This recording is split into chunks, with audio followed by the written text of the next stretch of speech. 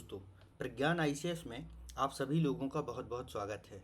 तो हम अपने संविधान सभा के गठन की जो कहानी है उसको आगे बढ़ाते हैं और अब देखते हैं कि संविधान सभा की संरचना जो कि कैबिनेट मिशन के आधार पर, ठीक है, जिसका गठन किसके आधार पर किया गया था? कैबिनेट मिशन के आधार पर किया गया था, कैबिनेट मिशन के आधार पर किया गया था, है ना। उसकी संरचना किस प्रकार से थी? तो देखिए, संविधान सभा के लिए क्या किया गया था, इसमें कुल सदस्य संख्या, मतलब पहले तो सदस्य संख्या, इस सभा है, सभा का मतलब क्या होता है? असेंबली। और असेंबली में जो है सभा बहुत सारे सदस्यों से मिलकर के बनती है।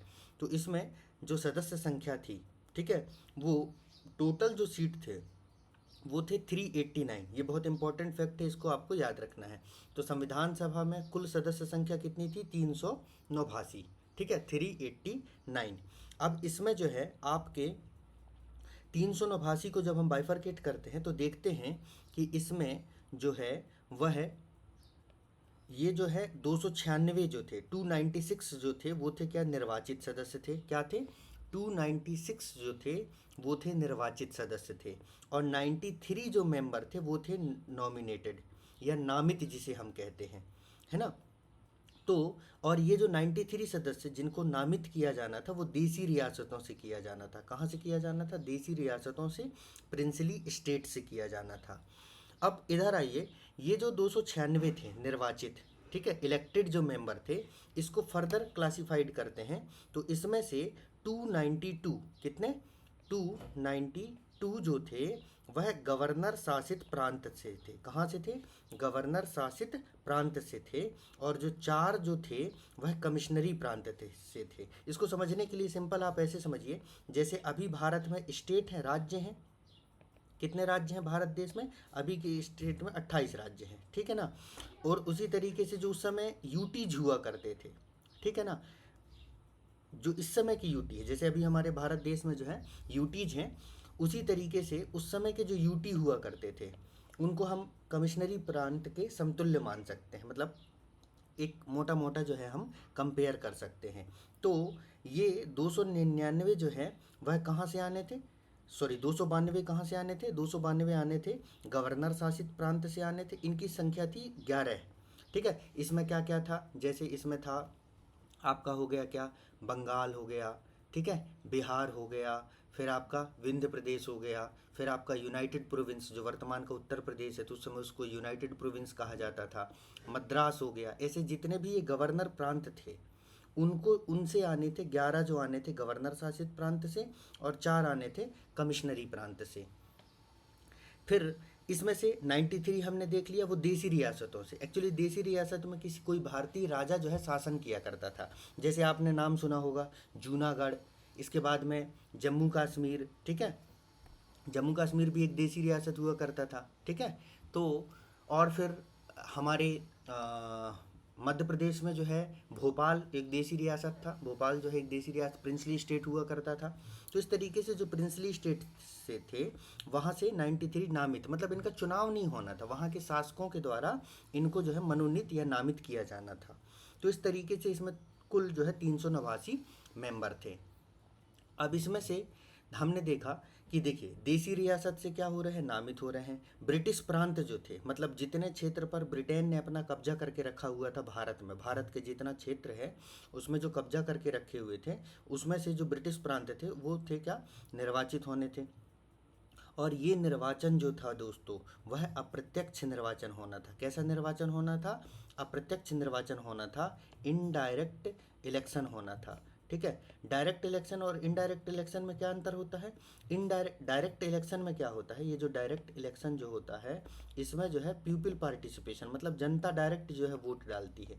जैसे हम अपने एमपी एमएलए को चुनते हैं ना, तो क्या होता है, या जो है सरपंच, गांव में पंचायत का चुनाव होता है तो इसमें जनता प्रत्यक्ष रूप से वोट डालती है। इनडायरेक्ट में क्या होता है? इनडायरेक्ट इलेक्शन में जनता के द्वारा वोट नहीं डाला जाता, वोट डाला जाता है जनता के प्रतिनिधियों के द्वारा। किन के द्वारा वोट डाला जाता है? जनता के प्रतिनिधियों के द्वारा। जैसे अभी हाल में ही उपराष्ट्रपति जी का चुनाव हुआ, ठीक है, प्रतिनिधियों के द्वारा। तो हमारे यहाँ पर जो है उपराष्ट्रपति जी है, वाइस प्रेसिडेंट का जब चुनाव हुआ तो आपने देखा कि हमने उसके लिए वोट नहीं डाला। जो हमारे प्रतिनिधि चुने हुए जो प्रतिनिधि थे, जो कि एमपीज थे, सांसद जो थे, उनके द्वारा उपराष्ट्रपति महोदय को चुना गया। इसलिए उपराष्ट्रपति महोदय का चुनाव कैसा हो गया? इनडायरेक्टली। तो जहाँ पर भी जनता के प्रतिनिधियों के द्वारा वोट डाला जाता है उसे इनडायरेक्ट इलेक्शन कहते हैं। तो अप्रत्यक्ष निर्वाचन हुआ यहाँ पर, और क्या हुआ था? 10 लाख जनसंख्या पर एक प्रतिनिधि चुना जाना था। मतलब पहले क्या हो रहा था? जनता थी, जनता किनका चुनाव कर रही थी? जनता चुन रही थी प्रतिनिधियों को। ठीक है, जनता के द्वारा किसे चुना जा रहा था? प्रतिनिधियों को।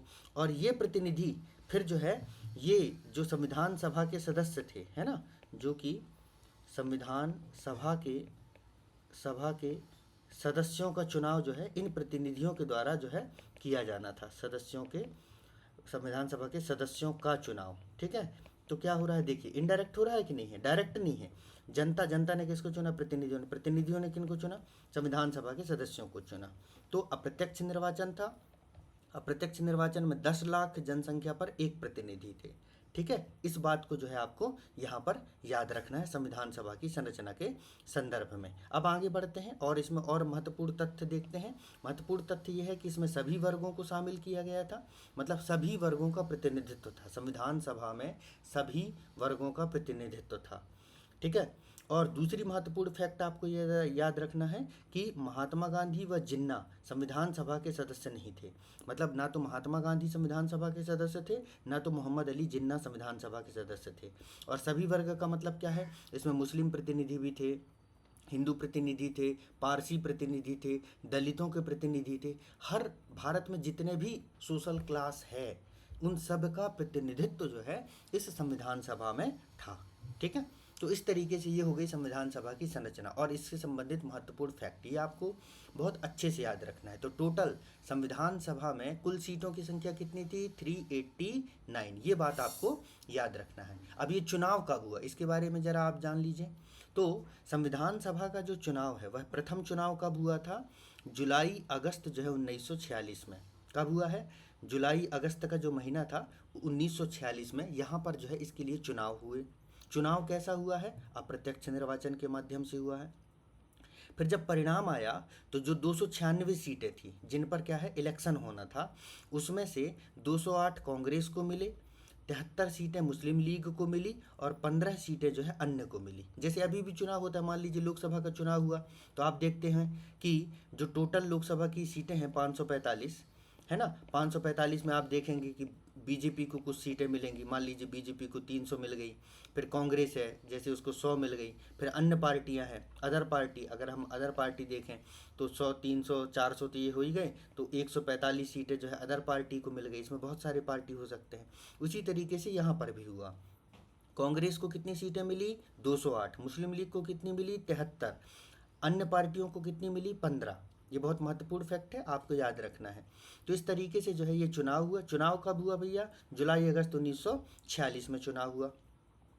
लेकिन उसके बाद आपको पता है कि क्या हुआ? 14 अगस्त जो है, 14 अगस्त 1947 को जो है वह क्या हुआ? पाकिस्तान अलग हो गया भारत से, है ना। भारत से जिस दिन पाकिस्तान अलग हुआ तो पाकिस्तान विभाजन के बाद क्या हुआ? भारत का जो पूरा क्षेत्र था वो डिवाइड हो गया। तो डिवाइड हुआ तो उसके बाद क्या हुआ? ये 389 जो सीटें थी वो घट करके कितनी हो गई? 299 हो गई। कितनी सीटें हो गई? 299। तो अगर आपसे पूछा जाए पाकिस्तान के विभाजन के बाद जो है संविधान सभा में कुल सीटों की संख्या कितनी थी? कुल सीटों की संख्या तो कितनी थी? 299। ये फैक्ट भी आपको याद रखना है। चलिए ठीक है, ये सारी चीज़ें चल ही रही थी। फिर संविधान सभा की बैठक के बारे में देखते हैं, क्योंकि बैठक से प्रश्न पूछे जाते हैं।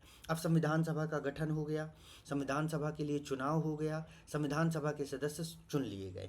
अब इनको निर्माण करना था संविधान।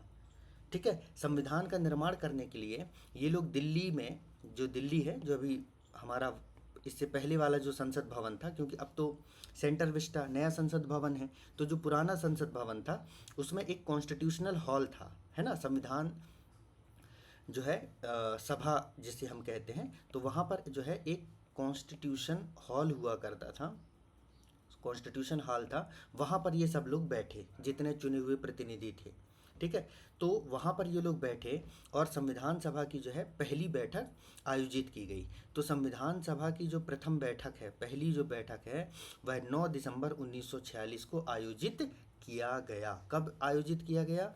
9 दिसंबर 1946 को प्रथम बैठक हुई। इसमें 211 सदस्य उपस्थित थे। कितने सदस्य उपस्थित थे? 211 सदस्य।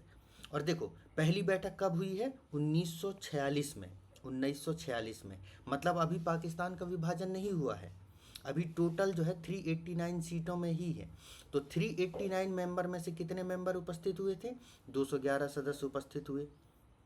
अब पहली बार जब सभा बैठती है, जैसे अभी भी आप देखते हैं कि जब पहली बार लोकसभा या विधानसभा जो है बैठती है, तो उसमें क्या होता है? एक अस्थायी अध्यक्ष चुना जाता है। क्या चुना जाता है? एक अस्थायी अध्यक्ष का चुनाव किया जाता है। वह अस्थायी अध्यक्ष तब तक रहता है जब तक सदन के द्वारा, जब तक जो है सदन जो है वह अपना स्थायी अध्यक्ष ना चुन ले। क्या ना चुन ले? स्थायी अध्यक्ष ना चुन ले। जैसे अभी स्पीकर को चुन लिया जाता है ना, फिर डेप्यूटी स्पीकर को चुन लिया जाता है। तो इससे पहले जो है, अभी आपने एक नाम सुना होगा जिसको कहते हैं प्रोटेम स्पीकर। क्या कहते हैं? प्रोटेम स्पीकर या प्रोटेम अध्यक्ष के बारे में। वैसे ही वो अस्थायी होता है। तो संविधान सभा के द्वारा 9 दिसंबर 1946 को एक अस्थायी अध्यक्ष चुने गए और उनका नाम था डॉक्टर सच्चिदानंद सिन्हा। तो आपसे पूछा जाएगा संविधान सभा के अस्थायी अध्यक्ष कौन थे? तो कौन थे भैया? डॉक्टर सच्चिदानंद सिन्हा। फिर आता है क्या? मैंने आपको बताया कि अस्थायी अध्यक्ष अस्थायी है, टेम्परेरी है ना, परमानेंट नहीं है। अब डॉक्टर सच्चिदानंद सिन्हा अस्थायी अध्यक्ष चुन गए। उस दिन सभा का संचालन किया गया। फिर क्या किया गया? सभा के द्वारा, किसके द्वारा? संविधान सभा के द्वारा अपने लिए एक अस्थायी अध्यक्ष चुना गया, जो उनकी जो सिटिंग है, उनकी जो बैठक है, उसकी वो अध्यक्षता करते। मतलब एक तरीके से समझ लो क्लास मॉनिटर, है ना। तो इस क्लास मॉनिटर, जो परमानेंट क्लास मॉनिटर है, उसका जो है चुनाव किया गया। और वो कौन बने? डॉक्टर राजेंद्र प्रसाद। कौन बने? डॉक्टर राजेंद्र प्रसाद जो है संविधान सभा के स्थायी अध्यक्ष चुने गए। फिर उपाध्यक्ष कौन चुने गए? उपाध्यक्ष चुने गए H.C. मुखर्जी। कौन चुने गए? एक अध्यक्ष हुए डॉक्टर राजेंद्र प्रसाद और एक उपाध्यक्ष हुए H.C. मुखर्जी। क्योंकि भाई इंसान है, इंसानी शरीर है ना, कई समस्याएं आती रहती हैं। तो मान लो जिस दिन डॉक्टर राजेंद्र प्रसाद उपस्थित नहीं रहेंगे, उस दिन सभा की अध्यक्षता कौन करेगा? तो उसके लिए एक उपाध्यक्ष का चुनाव कर लिया जाता है। तो वो उपाध्यक्ष थे श्री H.C. मुखर्जी। फिर उसके बाद में एक संवैधानिक सलाहकार भी चुना गया। संवैधानिक सलाहकार मतलब क्या? जो कि क्या करता था? संविधान निर्माण के संबंध में अध्यक्ष को सलाह देने का काम करते थे। इनको चुना गया। ये थे V.N. राव जी। कौन थे? V.N. राव। ये एक संविधान विशेषज्ञ थे। इनको विभिन्न देश, जैसे डॉक्टर B.R. अम्बेडकर थे, वैसे ही ये भी एक संविधान विशेषज्ञ थे। तो इन्हें जो है संवैधानिक सलाहकार चुना गया। इनका नाम था क्या? V.N. राव, है ना, सर V.N. राव पूरा नाम था इनका। इनको सर V.N. राव कहा जाता था, है ना, अंग्रेजों ने इनको उपाधि दी थी। तो संवैधानिक सलाहकार के रूप में किसको चुना गया? V.N. राव को चुना गया। ठीक। अब हम संविधान के मुख्य अधिवेशन या सत्र देखते हैं। ठीक है, अधिवेशन या सत्र देखते हैं। ठीक है। तो मैंने बताया कि संविधान सभा क्या है, अलग अलग ऐसे बैठक करती थी। बैठक के दौरान जो है ये लोग संविधान के जो प्रोविजंस है, जैसे मूल अधिकार है, DPSP है, जैसे है ना फंडामेंटल राइट है, DPSP, इन पर ये लोग बहस किया करते थे कि ये भारतीय संविधान में शामिल होने चाहिए कि नहीं होने चाहिए।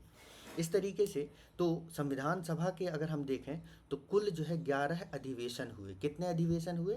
11 अधिवेशन हुए। ये 11 अधिवेशन कितने दिनों का? टोटल 165 दिनों का। ठीक है।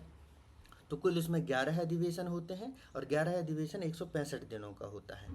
पहला सत्र जो था, पहला जो सत्र था वह 9 से 23 दिसंबर तक चला था। कब से कब तक चला था? 9 दिसंबर से 23 दिसंबर तक 1946 तक जो है यह पहला सत्र चला था। ठीक है। और जो 11वां सत्र था, सबसे आखिरी वाला जो सत्र था, वह 14 से 26 नवंबर 1949 तक चला था। ये दो बहुत महत्वपूर्ण फैक्ट है, इसको आपको याद रखना है। पहला सत्र 9 से 23 दिसंबर 1946, आखिरी वाला सत्र या अधिवेशन 14 से लेकर के 26 नवंबर 1946। ठीक है। यही 26 नवंबर है जिस दिन जो है 26 नवंबर 1949 के दिन ही ऐसा हुआ था कि भारतीय संविधान को जो है वह क्या किया गया था, अंगीकृत किया गया था। क्या किया गया था, अंगीकृत किया गया था, अपनाया गया था। लागू तो कब हुआ है, 26 जनवरी 1950 को, जिस दिन हम लोग गणतंत्र दिवस मनाते हैं। लेकिन इस दिन 26 नवंबर 1949 को इसको अंगीकृत किया गया था। अभी मैं आपको प्रियम्बल पढ़ाऊंगा, प्रस्तावना पढ़ाऊंगा, तो वहाँ बताऊंगा भी। इस दिन क्या हुआ था, बहुत जितने भी संविधान सभा के मेंबर थे उन्होंने संविधान में अपना साइन किया था, सिग्नेचर किया था। ठीक है।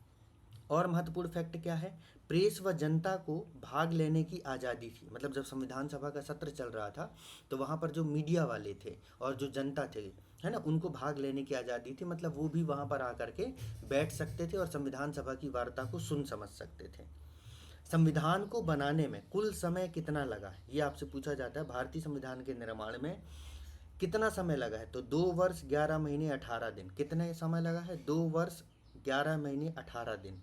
आप इसको ऐसे याद कर लीजिए, 9 दिसंबर से 9 दिसंबर से 9 दिसंबर 1946 से लेकर के 26 नवंबर 1946 तक का जो समय था वह भारतीय संविधान के निर्माण का समय था। और इस बीच में कितना समय लगा, 2 वर्ष 11 महीने 18 दिन। भारतीय संविधान के निर्माण में कुल कितना पैसा खर्चा हुआ, तो 64 लाख रुपए खर्च हुए। कितने खर्च हुए, 64 लाख रुपए खर्च हुए। तो ये महत्वपूर्ण फैक्ट है, आपको याद रखना है। आगे बढ़ते हैं। ये भी एक इम्पॉर्टेंट फैक्ट है संविधान सभा के संबंध में कि भारतीय संविधान सभा में कुल महिला सदस्यों की संख्या कितनी थी, कुल महिला सदस्य कितने थे, तो कुल महिला सदस्यों की संख्या थी 15। कितनी थी, 15।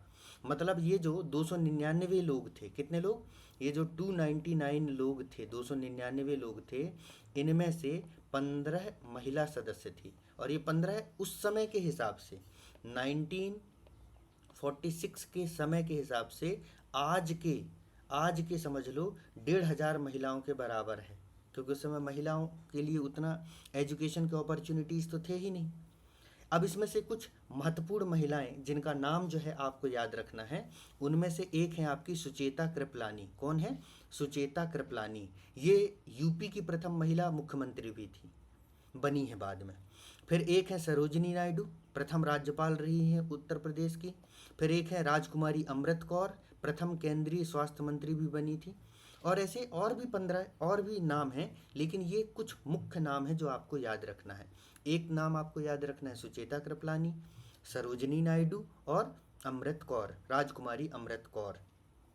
ठीक है। तो ये महिला सदस्य थी उस समय संविधान सभा में। ठीक है, संविधान सभा में ये महिला सदस्य थी। अब हम देखते हैं संविधान सभा की समितियां, प्रमुख समितियां। देखिए, संविधान का निर्माण किया जाना था, तो क्या किया गया, संविधान निर्माण के जो अलग अलग कार्य थे, जैसे सपोज कीजिए आपके घर में कोई फंक्शन होना है। ठीक है, कोई फंक्शन होना है और कोई बहुत बड़ा फंक्शन है, ऐसे छोटा मोटा फंक्शन नहीं है। तो उसमें क्या हुआ, और इस घर में जो है सपोज कीजिए 20 मेंबर हैं, कितने, 20 सदस्य हैं इस घर के। तो क्या हो जाएगा, इस फंक्शन में आपको पता है ज़रूरत पड़ेगी, आपको टेंट की ज़रूरत पड़ेगी, कैटरिंग वाले की ज़रूरत पड़ेगी। ठीक है, एक व्यक्ति होगा जो क्या करेगा, मेहमानों जो गेस्ट आएंगे उनके जो है खातिरदारी को देखेगा। फिर एक क्या है, मैनेजमेंट देखेगा। ठीक है, एक क्या है, मैनेजमेंट देखेगा। तो इस तरीके से क्या हुआ, इस घर के 20 सदस्यों को सबको अलग अलग काम दे दिया गया। सपोज करो चिंटू को काम दे दिया गया, तुम टेंट का काम देखो। मिंटू को काम दिया कि तुम कैटरिंग देखो। पापा को बोल दिया गया कि आप जो है गेस्ट को संभालना। ठीक है, मम्मी को दे दिया गया कि आप मैनेजमेंट देखेंगे। इस तरीके से जो है सबको अलग अलग कार्य बांट दिए गए। इससे क्या होगा, इस फंक्शन को, ये जो फंक्शन आयोजित किया जाना है, इसको प्रॉपर तरीके से क्या किया जाएगा, कंडक्ट कर लिया जाएगा। उसी तरीके से संविधान के निर्माण में भी बहुत सारे काम थे। ठीक है, तो इन कार्यों को जो है अलग अलग लोगों को बांट दिया गया और उसके अध्यक्ष बना दिए गए। जैसे सबसे महत्वपूर्ण समिति थी जिसका नाम था प्रारूप समिति। इसे हम लोग कहते हैं ड्राफ्टिंग कमेटी। मतलब ये मुख्य मसौदा तैयार करने वाला था संविधान का। इसको मसौदा समिति भी कहते हैं कई बार, तो कंफ्यूज मत होना, मसौदा समिति भी कहा जाता है इसे। तो इसे ड्राफ्टिंग कमेटी, मसौदा समिति या प्रारूप समिति भी कहा जाता है। इसके बारे में अभी हम डिटेल में पढ़ेंगे। तो प्रारूप समिति भी कहा जाता है। इसका मुख्य काम था भारतीय संविधान का पूरा प्रारूप तैयार करना कि आखिर भारतीय संविधान कैसा हो। इसीलिए तो हम डॉक्टर B.R. अम्बेडकर जी को जो है वह भारतीय संविधान का पितामह कहते हैं, फादर ऑफ इंडियन कॉन्स्टिट्यूशन कहते हैं। तो प्रारूप समिति बनाई गई, इसके अध्यक्ष कौन थे? Doctor B R Ambedkar. फिर एक कार्य संचालन समिति बनाई गई। कार्य संचालन मतलब क्या हो जाता है? कामों को करने के लिए। इसके अध्यक्ष कौन थे? के एम मुंशी जी थे। फिर एक संघ समिति बनाई गई, इसको हम लोग यूनियन कमेटी कहते हैं। मतलब संघ के संबंध में जो भी मुद्दे हैं, ठीक है, यूनियन के संबंध में जो भी मुद्दे हैं, ठीक है, मतलब केंद्र और राज्य दो होते हैं ना संघ में, केंद्र और राज्य, इनके बीच में जो भी संबंधों के संबंध में जो भी मुद्दे हैं, उसके संबंध में संविधान में क्या प्रोविजन किए जाने हैं, उसके लिए एक संघ समिति बनाई गई, जिसके अध्यक्ष बनाए गए किसको? जवाहरलाल नेहरू जी को बनाई गई। फिर प्रांतीय समिति बनाई गई थी, जिसके अध्यक्ष बनाए गए थे कौन? सरदार वल्लभ भाई पटेल। मतलब उस समय के जो राज्य हुआ करते थे उनको प्रांत कहा जाता था। तो राज्यों के लिए जो समिति बनाई गई कि राज्यों के लिए संविधान में क्या प्रोविजन होगा, जैसे राज्यों के मुख्यमंत्री होंगे, राज्यों का काउंसिल ऑफ मिनिस्टर होगा, राज्यों के पावर्स क्या होंगे, उनकी शक्तियां क्या होंगी, इन सब के संबंध में संविधान में जो भी प्रावधान किए जाने थे उसके संबंध में जो समिति बनाई गई थी, उसके अध्यक्ष थे कौन? वल्लभ भाई पटेल। ये सारे इंपॉर्टेंट फैक्ट है जो आपको याद रखना है। फिर एक झंडा समिति बनाया गया था, फ्लैग कमीशन, फ्लैग कमेटी बनाई गई थी, जिसके अध्यक्ष थे राजेंद्र प्रसाद। फिर एक अल्पसंख्यक समिति बनाई गई थी माइनॉरिटी के लिए, उसके अध्यक्ष थे श्री एच सी मुखर्जी जी। कौन थे? H C Mukherjee. ये वही एच सी मुखर्जी जी हैं जो संविधान सभा के जो है उपाध्यक्ष भी हैं। क्या है? उपाध्यक्ष है, डेपुटी चेयरमैन है। क्या है? उपाध्यक्ष है, डेपुटी चेयरमैन भी है। फिर एक सदन समिति बनाई गई थी, जिसके अध्यक्ष थे पट्टाभी सीतारमैया। कौन थे? पट्टाभी सीतारमैया। और एक और था वित्त या जो है स्टॉक समिति, जिसके अध्यक्ष थे राजेंद्र बाबू। कौन थे? राजेंद्र बाबू। तो इनमें से प्रारूप समिति बहुत इंपॉर्टेंट है, कार्य संचालन बहुत इंपॉर्टेंट है, संघ बहुत इंपॉर्टेंट है, प्रांतीय बहुत इंपॉर्टेंट है, झंडा भी बहुत इंपॉर्टेंट है और अल्पसंख्यक भी बहुत इंपॉर्टेंट है। तो इनको आपको याद रखना है कि कौन किसके अध्यक्ष बनाए गए थे। संविधान सभा में बहुत सारी समितियां बनी थी, लेकिन उनमें से ये कुछ प्रमुख थे। और इसमें से जो प्रारूप समिति है वो तो इतना महत्वपूर्ण है कि अब मैं आपको क्या ही बताऊं। आगे देखिए, हम उसके बारे में डिटेल से पढ़ते हैं। अब देखिए, तो देखिए संविधान सभा में समितियों की संख्या भी दी हुई है यहाँ पर कि संविधान सभा में जो बड़ी समितियाँ थी, मुख्य समिति जी थी, उनकी संख्या कितनी थी? 8 थी। इसके बाद में संविधान सभा में लघु समितियाँ थी, छोटी समितियाँ थी, उनकी संख्या थी 13। मतलब बड़ी समितियाँ जिनको मुख्य मुख्य काम दिए गए थे, और जो लघु समितियाँ थी, छोटी समितियाँ थी, ठीक है, जिनके पास बहुत महत्वपूर्ण काम नहीं थे, उनकी संख्या थी क्या? 13। काम इनके पास भी थे, लेकिन इनको जो काम दिए गए थे वो उतने महत्वपूर्ण नहीं थे जितनी महत्वपूर्ण बड़ी समितियाँ के कार्य थे। अब हम देखते हैं प्रारूप समिति को, है ना, ड्राफ्टिंग कमेटी को देखते हैं। तो प्रारूप समिति में सबसे पहला महत्वपूर्ण फैक्ट है वो ये है कि इसकी टोटल सदस्य संख्या कितनी थी? 7। कितनी थी? 7। प्रारूप समिति में टोटल सदस्यों की संख्या कितनी थी? तो भैया 7 थी। प्रारूप समिति के अध्यक्ष कौन थे? तो भैया प्रारूप समिति के जो अध्यक्ष थे वो थे हमारे doctor B R Ambedkar ji. कौन थे? Doctor B R Ambedkar ji. ठीक है, तो प्रारूप समिति के अध्यक्ष कौन? Doctor B R Ambedkar. क्योंकि पूरे संविधान का ड्राफ्ट बनाने का जो काम है वो इन्हीं के द्वारा किया जाना था। अगले महत्वपूर्ण सदस्य कौन थे? कृष्ण स्वामी अय्यर। कौन थे? कृष्ण स्वामी अय्यर। अगले महत्वपूर्ण सदस्य थे गोपाल स्वामी अयंगर। गोपाल स्वामी अयंगर। नेक्स्ट थे सादुल्ला खान। कौन थे? सादुल्ला खान। फिर एक थे आपके कौन? बी एल मित्र। कौन थे? बी एल मित्र। बी एल मित्र ने स्वास्थ्य कारणों से इस्तीफा दे दिया था, तो उनकी जगह फिर जो है एन माधव राव को जो है वह प्रारूप समिति का सदस्य बना दिया जाता है। फिर एक थे डीपी खेतान। डीपी खेतान जी की जो है मृत्यु हो जाती है, तो उनकी जगह टीटी कृष्णामाचारी जी को जो है वह क्या बना दिया जाता है? सदस्य बना दिया जाता है। डीपी खेतान थे, उनकी जगह जो है वह टीटी कृष्णामाचारी जी को जो है वह सदस्य बना दिया जाता है। और आखिरी सदस्य थे जिनका नाम था श्री के एम मुंशी जी। तो ये जो है महत्वपूर्ण सदस्य थे जिनके बारे में हमने यहाँ पर देखा है। ठीक है, तो इस तरीके से प्रारूप समिति, जिसमें टोटल 7 सदस्य थे, 7 सदस्यों के नाम दिए हुए, इनको आप बार बार पढ़ के जो है याद कर लीजिएगा, क्योंकि एग्जाम में पूछा जाता है निम्न में से कौन प्रारूप समिति के सदस्य नहीं थे। ठीक है, और 3 नाम दिया जाएगा जो होंगे, और एक नाम ऐसा होगा जो इसमें शामिल नहीं होगा। सपोज करो एच सी मुखर्जी ही दे दिया गया, तो अब आप देखिए कहीं यहाँ एच सी मुखर्जी जी दिख रहे हैं? नहीं है। जवाहरलाल नेहरू दे दिया, वल्लभ भाई पटेल दे दिया, तो वो तो प्रारूप समिति के सदस्य नहीं थे। आपसे पूछा जाएगा प्रारूप समिति के अध्यक्ष कौन थे, तो कौन थे भैया, डॉक्टर BR अम्बेडकर जी थे। ठीक है, तो ये चीज़ें जो है आपको यहाँ पर याद रखनी है। चलिए आगे बढ़ते हैं, इसे आगे देखते हैं हम। अब संविधान सभा के कार्य देखते हैं, अन्य कार्य। संविधान सभा संविधान निर्माण करने के अलावा और क्या क्या काम कर रही थी। तो संविधान सभा के द्वारा ही राष्ट्र ध्वज को अंगीकृत किया गया, जो हमारे भारत देश का झंडा है, ठीक है, जिसे हम फहराते हैं 15 अगस्त 26 जनवरी को, और बहुत सारे ऐसे ओकेजन होते हैं जब भारतीय ध्वज को लहराया जाता है गर्व के साथ। उस राष्ट्रीय ध्वज को 22 जुलाई 1947 को, कब, 22 जुलाई 1947 को संविधान सभा के द्वारा एक्सेप्ट किया गया था। और इसके डिजाइनर कौन थे, पिंगली वेंकैया, ये नाम भी आप याद रखना। इसके बाद हमारे यहाँ पर जो राष्ट्रगीत और राष्ट्रगान है, राष्ट्रगीत क्या है, वंदे मातरम, राष्ट्रगान क्या है, जनगण मन अधिनायक जय है। इसे 24 जनवरी 1950 को अडॉप्ट किया गया था। कब अडॉप्ट किया गया था, 24 जनवरी 1950 को। ठीक है, इसके बाद में और महत्वपूर्ण क्या फैक्ट है, भारत के प्रथम राष्ट्रपति कौन थे, भारत के जो प्रथम राष्ट्रपति थे वो कौन थे, राजेंद्र प्रसाद थे। ठीक है, और मैंने आपको बताया था एक बात, अभी महत्वपूर्ण एक बात बताई थी कि 26 नवंबर, कब, 26 नवंबर 1949 को, कब, 26 नवंबर 1949 को 284 सदस्यों ने, कितने, 284 मेंबर ने जो है वह संविधान पर हस्ताक्षर किया था। मतलब इस दिन हमने संविधान को अंगीकृत किया था, एडॉप्ट किया था। क्या किया था हमने, इस दिन संविधान को एडॉप्ट किया था, अंगीकृत किया था। ठीक है, इन्फोर्समेंट होगा बाद में। ठीक है, तो फिर इसके बाद में फिर क्या होता है, इसके अलावा और क्या काम किया गया, राष्ट्रमंडल सदस्यता का सत्यापन किया गया था। राष्ट्रमंडल वही जिसको आप लोग कॉमनवेल्थ के नाम से जानते हैं कि नहीं, कॉमनवेल्थ के नाम से जानते हैं, जो कॉमनवेल्थ कंट्री होती है, कॉमनवेल्थ गेम्स भी होते हैं। ठीक है, तो यही कॉमनवेल्थ है। इसकी सदस्यता का सत्यापन जो है वह मई 1949 में किया गया था।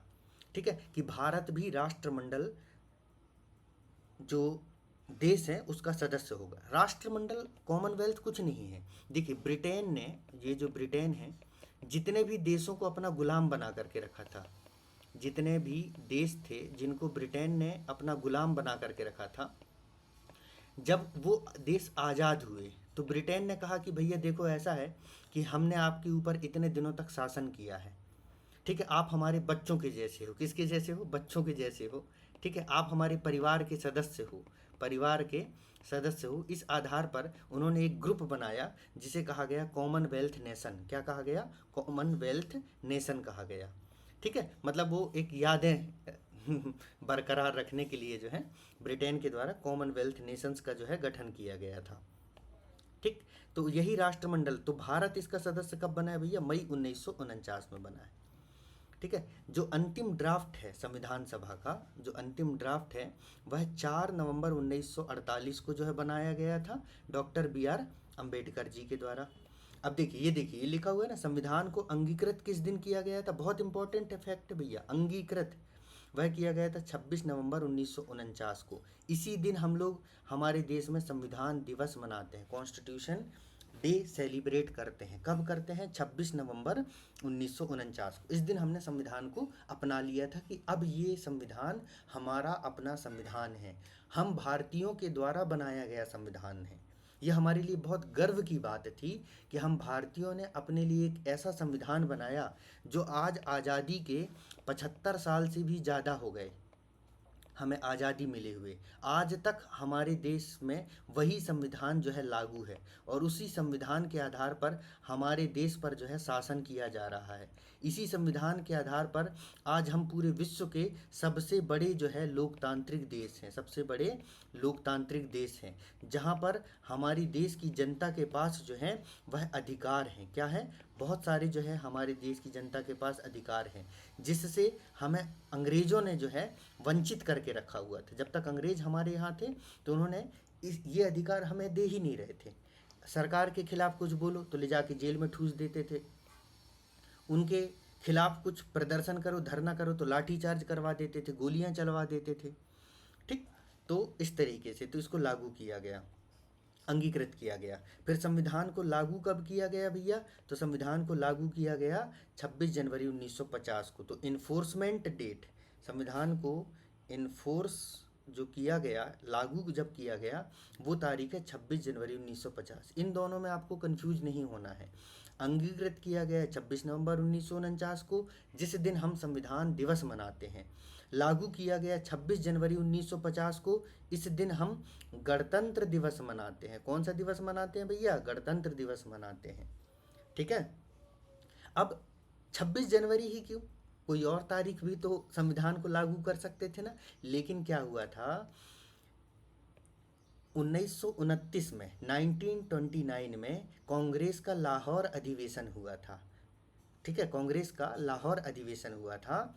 ठीक है, उस दिन हम 26 जनवरी को पूर्ण स्वतंत्रता दिवस, ठीक है, पूर्ण स्वतंत्रता दिवस मनाने की जो है हमने घोषणा की थी। ठीक है, तो इसलिए जो है इस दिन को ही चुना गया, 26 जनवरी को ही चुना गया। ये देखिए, पूर्ण स्वराज दिवस के रूप में हमने मनाया था 26 जनवरी 1930 को। इसीलिए हम 26 जनवरी 1950 को भारतीय संविधान को लागू किए थे। फिर भारतीय संविधान का प्रतीक चिन्ह क्या था? मतलब भारतीय संविधान का प्रतीक चिन्ह था हाथी। हाथी क्यों था? क्योंकि हाथी जो है ना, वह धैर्य को प्रदर्शित करता है। किसको प्रदर्शित करता है? धैर्य को प्रदर्शित करता है। तो हमने क्या किया था, धैर्य, जिस एनिमल के द्वारा जो है वह धैर्य का प्रदर्शन किया जाता है, उसको हमने संविधान सभा का क्या चुना था? अपना जो है एक तरीके से प्रतीक चिन्ह चुना था। तो ये बहुत महत्वपूर्ण फैक्ट है कि हमने राष्ट्रीय ध्वज को कब अपनाया, राष्ट्रगीत राष्ट्रगान को कब अपनाया, राष्ट्रमंडल की सदस्यता कब ग्रहण की। ठीक है, संविधान को अंगीकृत कब किया गया, लागू कब किया गया, तो इन्हें आपको याद करना है। नेक्स्ट है अन्य योगदान। ठीक है, अब अन्य योगदान में आपको याद रखना है, जो मूल संविधान है, जो हमारा ओरिजिनल कॉन्स्टिट्यूशनल है, उस ओरिजिनल कॉन्स्टिट्यूशन के सुलेखकार, सुलेखकार का मतलब होता है जिन्होंने संविधान को लिखा था हाथों से। ठीक है ना, मतलब तो उस जो थे उनका नाम था श्री प्रेम बिहारी नारायण रायजादा। क्या नाम था? प्रेम बिहारी नारायण रायजादा। इन्होंने संविधान के अंग्रेजी वर्जन को लिखा था। कैलीग्राफी, इनकी राइटिंग बहुत अच्छी थी, तो इन्होंने संविधान का जो मूल स्वरूप है उसे इन्होंने जो है वह लिखा था। आज भी भारतीय संसद भवन में संविधान की मूल कॉपी जो है वह रखी हुई है। ठीक है, तो इनका क्या नाम है भैया? प्रेम बिहारी नारायण रायजादा।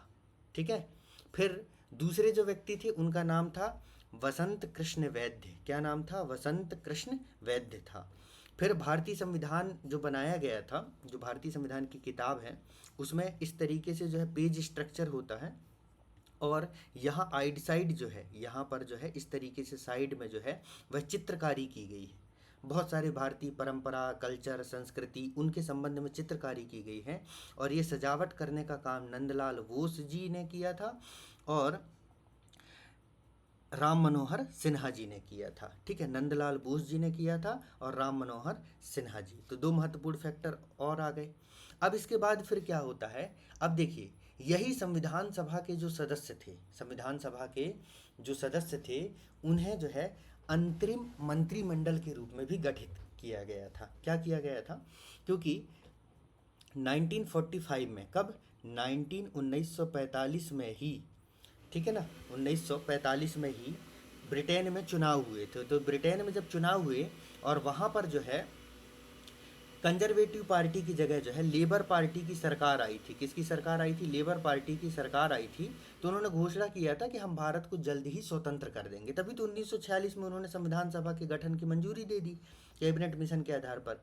तो ये था कि भारत में जो है अब भारत को बहुत जल्दी स्वतंत्रता मिल जाएगी। उसके बाद घोषणा भी की गई थी कि जो है जून 1947 तक, कब? जून 1947 तक जो है भारत को स्वतंत्रता दे दी जाएगी। अब भारत से अंग्रेज जाने वाले थे, तो भारत से अंग्रेज जाने वाले थे, तो भारत अंग्रेज जो है अपना शासन, ठीक है, अपनी सत्ता जो है, अपना जो सत्ता है वह किसी को तो सौंप के ही जाते। जैसे होता है ना कि मान लीजिए पिता जो है, मान लीजिए सन्यासी बनने लगे। क्या बनने लगे? सन्यासी बनने लगे। तो वो क्या करते हैं? अपने बेटे बेटियों को जो है अपनी जो भी प्रॉपर्टी है वो उनको दे के चले जाते हैं, वसीयत कर देते हैं कि भैया अब तुम संभालो इनको। होता है कि नहीं होता? पिता कहते हैं ना अब ये तुम्हारी जिम्मेदारी, अब ये तुम संभालो, है ना?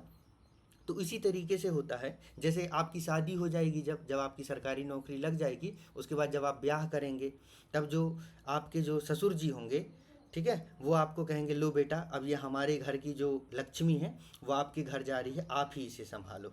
ठीक है, तो आप बोलेंगे ठीक है ससुर जी, लक्ष्मी जो है अब हमारी सरकारी नौकरी लग गई है, ठीक है, हमें बस यही लक्ष्मी नहीं चाहिए, साथ में और भी लक्ष्मी चाहिए, महात्मा गांधी वाली लक्ष्मी की भी हमें आवश्यकता है। ठीक है, चलिए, तो इसमें जो प्रथम अंतरिम मंत्रिमंडल बनाया गया, मतलब इसको हम लोग जो है एंट्रिम गवर्नमेंट भी कहते हैं, अंतरिम गवर्नमेंट भी कहते हैं, मतलब स्वतंत्रता के पहले की सरकार, स्वतंत्रता भी मिली नहीं है, स्वतंत्रता के पहले जो सरकार गठित की गई थी अंतरिम मंत्रिमंडल, उसमें कौन क्या क्या था जरा देखिए। सबसे पहले हैं हमारे जवाहरलाल नेहरू जी। जवाहरलाल नेहरू जी को कार्यकारी परिषद का उपाध्यक्ष बनाया गया था और विदेशी मामले दिए गए थे, एक तरीके से विदेश मंत्री कह लो। ठीक है, कार्यकारी परिषद का उपाध्यक्ष क्यों? क्योंकि अध्यक्ष कौन हुआ करता था, मतलब कार्यकारी नहीं, एग्जीक्यूटिव काउंसिल कहते हैं इसे इंग्लिश में, एग्जीक्यूटिव काउंसिल।